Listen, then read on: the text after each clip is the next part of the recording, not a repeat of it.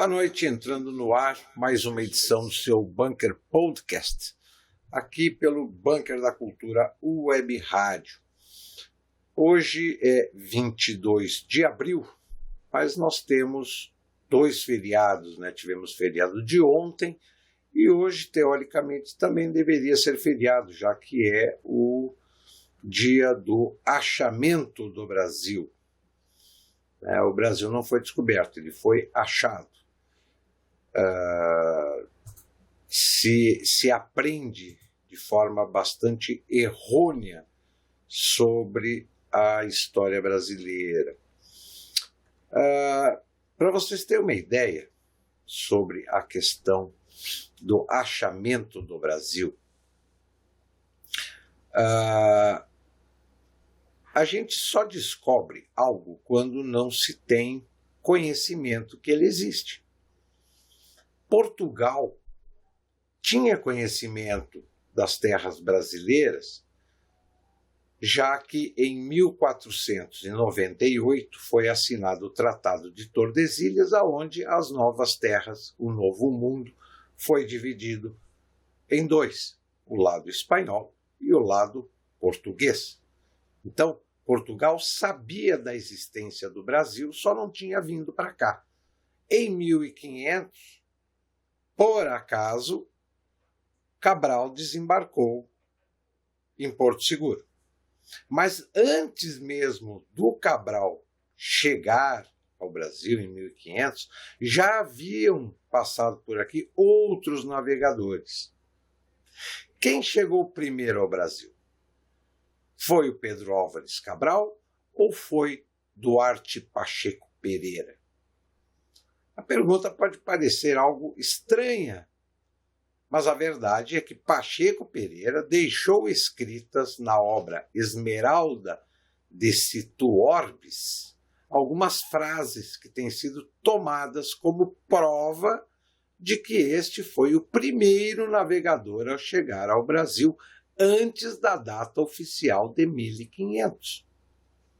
Como o documento apenas revelado em 1892, o debate tem estado aceso desde então.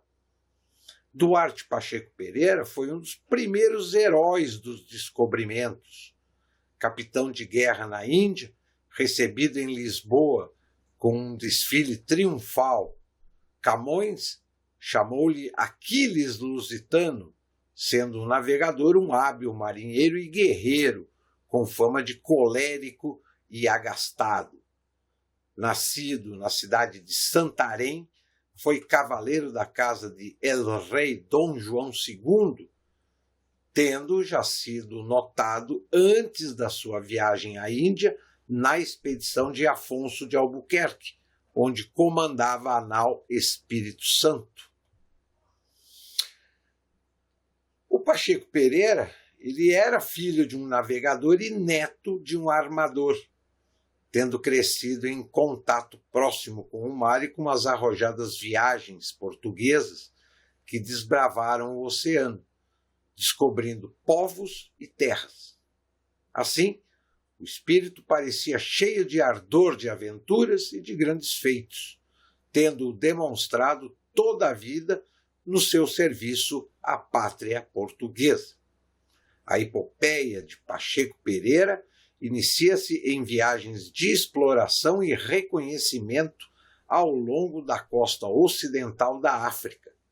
Em 1494, fez parte da delegação portuguesa na conferência de onde resultou o célebre Tratado de Tordesilhas, considerado o mais importante tratado do século XV. Nessa conferência, revela todo o seu saber científico, revelando-se um elemento fundamental na defesa das pretensões portuguesas. A confiança que Dom João II tinha nele prolongou-se pelo reinado de Dom Manuel, que o envia em 1498 para além do mar-oceano em busca de terras ocidentais do Atlântico, onde o navegador encontrou terra firme com grandes ilhas adjacentes. Esta expedição teria como objetivo reconhecer as zonas situadas para além da linha definida no Tratado de Tordesilhas. Pensa-se assim que Pacheco Pereira terá descoberto o Brasil, algo que a política de então não lhe permitiria revelar, para não provocar confrontos com a Espanha. Em 1500, o descobrimento, ou melhor, o achamento, é tornado oficial por Pedro Álvares Cabral, evitando-se desta forma atritos e reclamações que poderiam ter surgido se o acontecimento não se tivesse revestido de todos os cuidados e sigilo sobre as navegações anteriormente realizadas por Duarte Pacheco Pereira. Dom Manuel I, em 1498, encarregou de uma expedição relacionada com a demarcação da linha estabelecida pelo mesmo tratado, o que terá constituído um passo preparatório para o achamento do Brasil. Aliás, Pacheco Pereira acompanharia Pedro Álvares Cabral na viagem de 1500.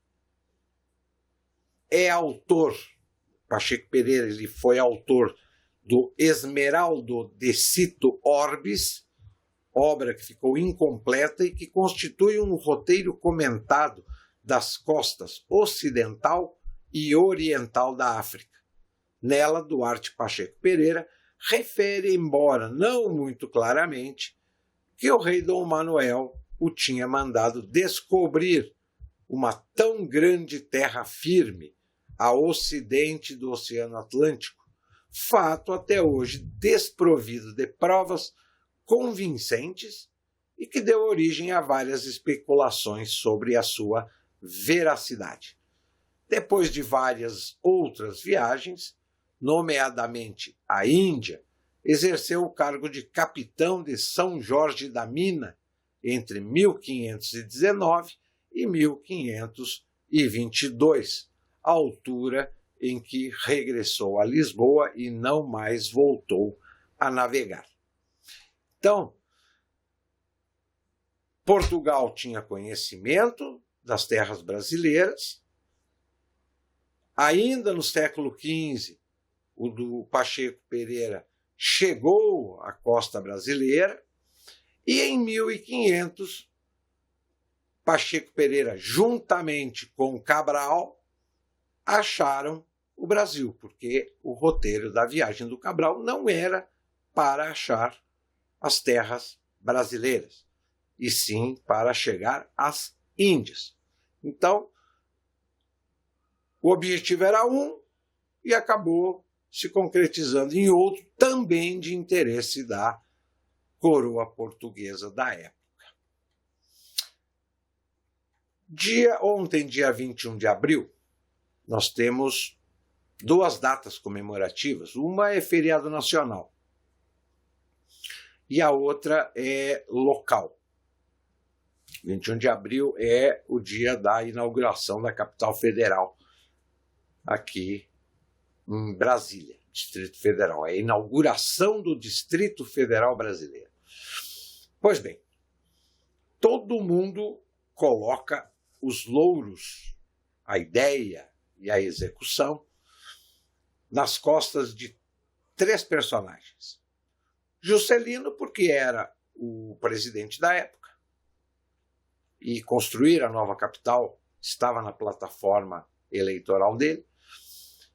O Lúcio Costa, o arquiteto, e o Oscar Niemeyer.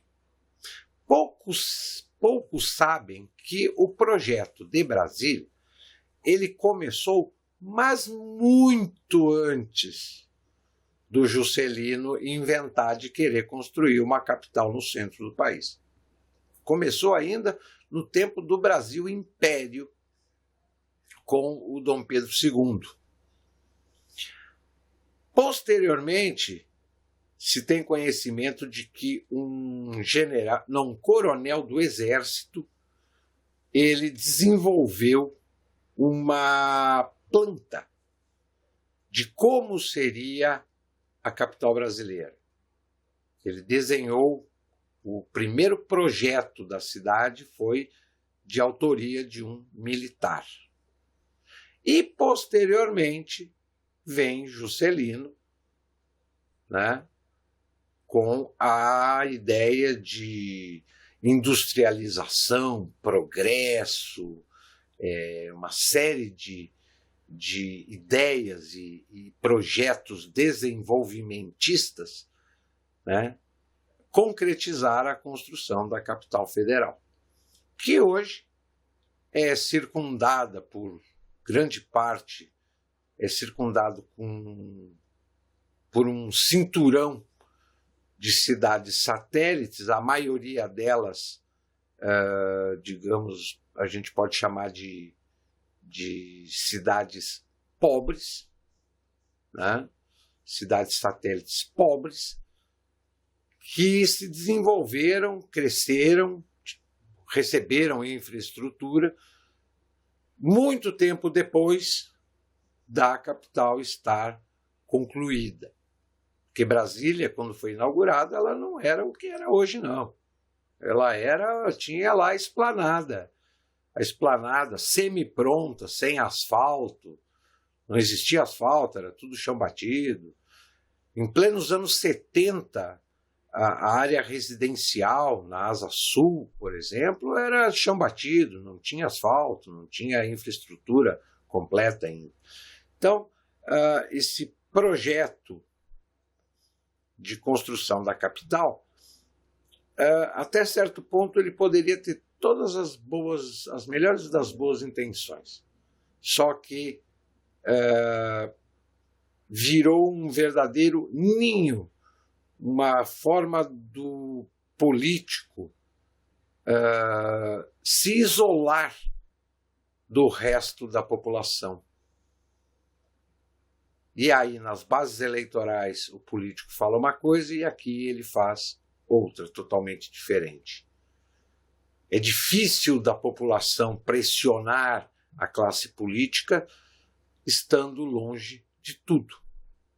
E o que comprova a distância de Brasília para o resto do país está no custo de vida, onde tudo que é consumido na cidade vem de outros estados, o que faz com que o custo de vida aqui seja até 3 vezes maior do que em qualquer outro lugar, qualquer outra capital do país. E, por fim, a segunda data comemorativa de ontem foi a do Tiradentes.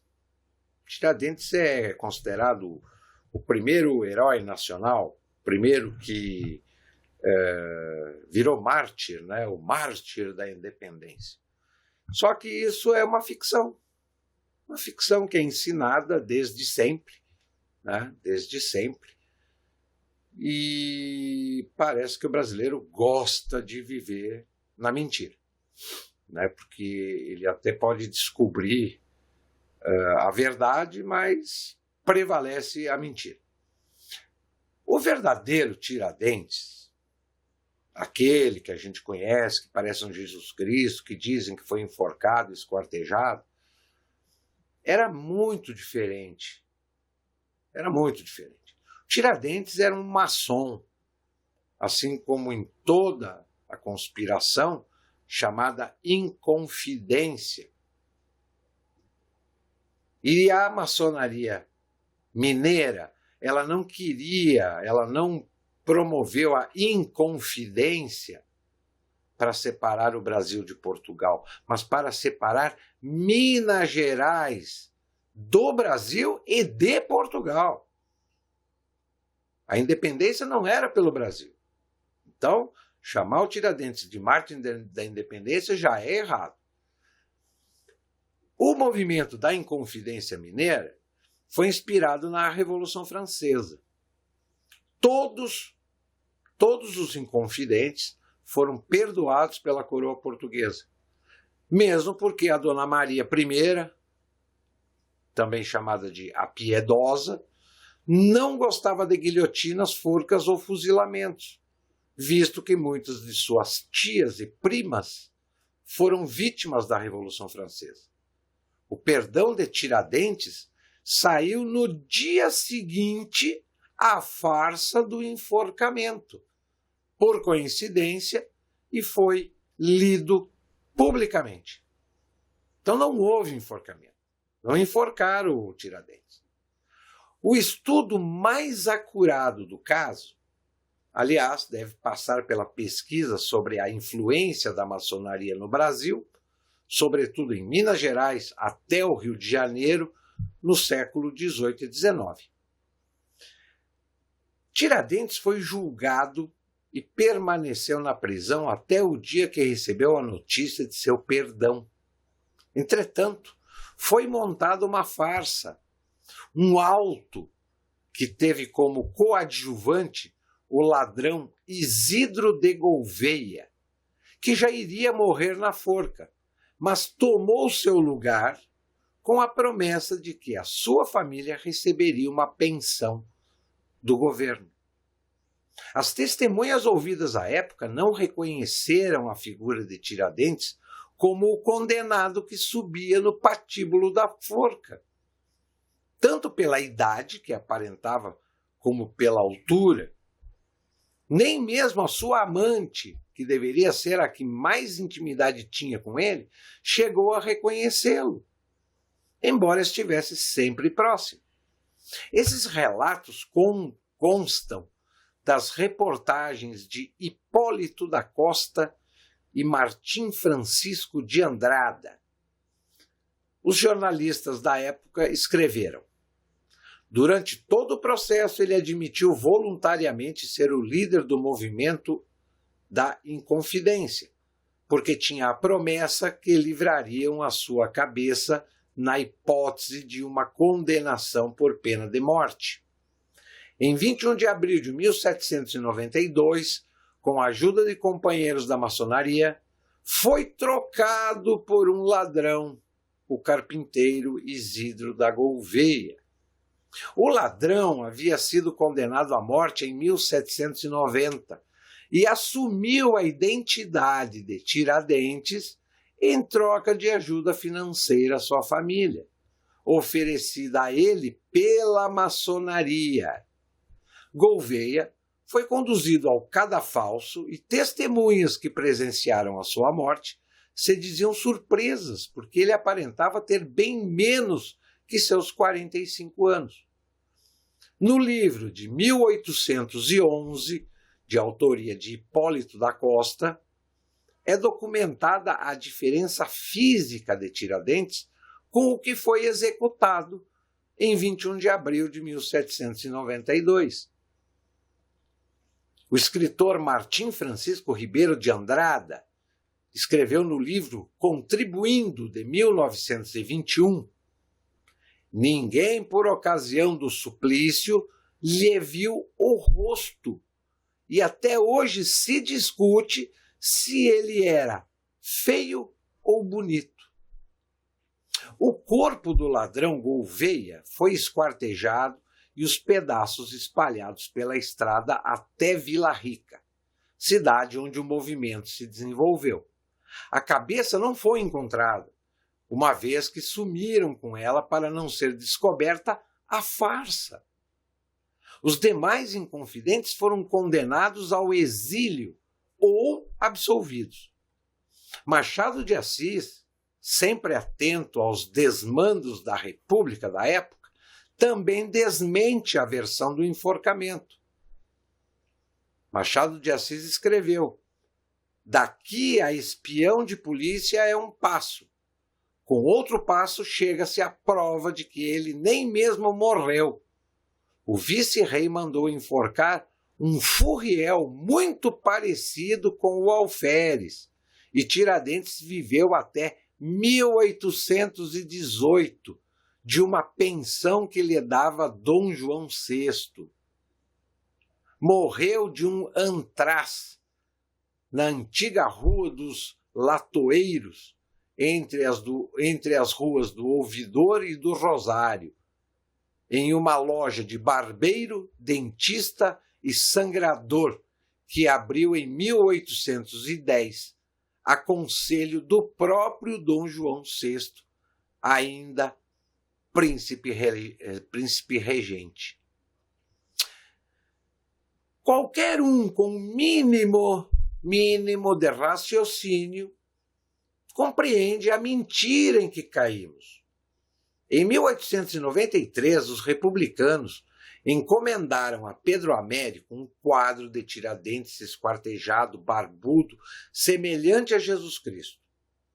A madeira da forca se assemelha à da cruz, que se pleonástica e estrategicamente colocada ao lado da cabeça decepada. A história da delação é semelhante à de Judas, agora representado por Silvério dos Reis, que aliás também se enforcou. Sem contar os inconfidentes e a narrativa dos encontros conspiratórios, que mais parecem ceias com os discípulos. Todas as imagens foram pensadas para o futuro leitor ser pensante e inteligente, cair no conto do vigário. Fica aqui a questão. Por que ainda comemoramos esse dia de Tiradentes? Por que até escolheram esse dia para divulgar a morte do presidente Tancredo Neves? E por que paramos de comemorar o descobrimento do Brasil, que seria no dia seguinte, dia 22?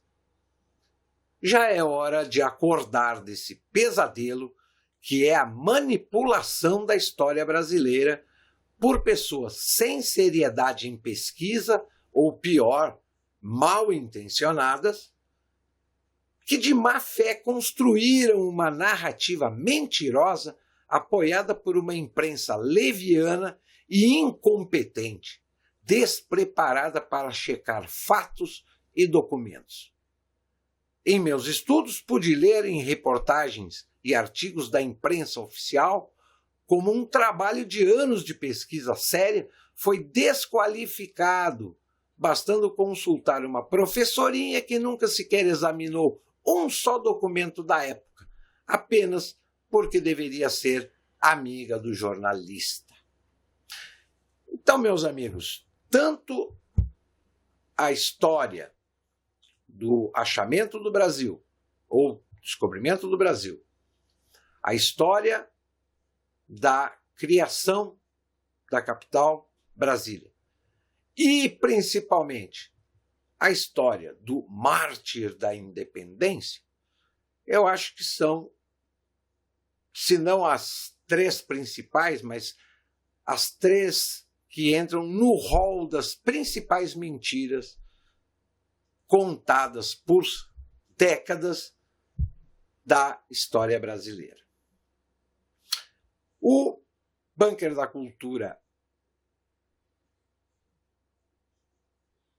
o Bunker Podcast de hoje vai ficando por aqui. Eu retorno na próxima quarta com novos temas para a gente dar uma analisada, uma conferida para podermos entender certos assuntos que ou são omitidos ou são mal apresentados. Aqui, Marlon Adami, direto da Capital Federal para o Bunker da Cultura Web Rádio e TV.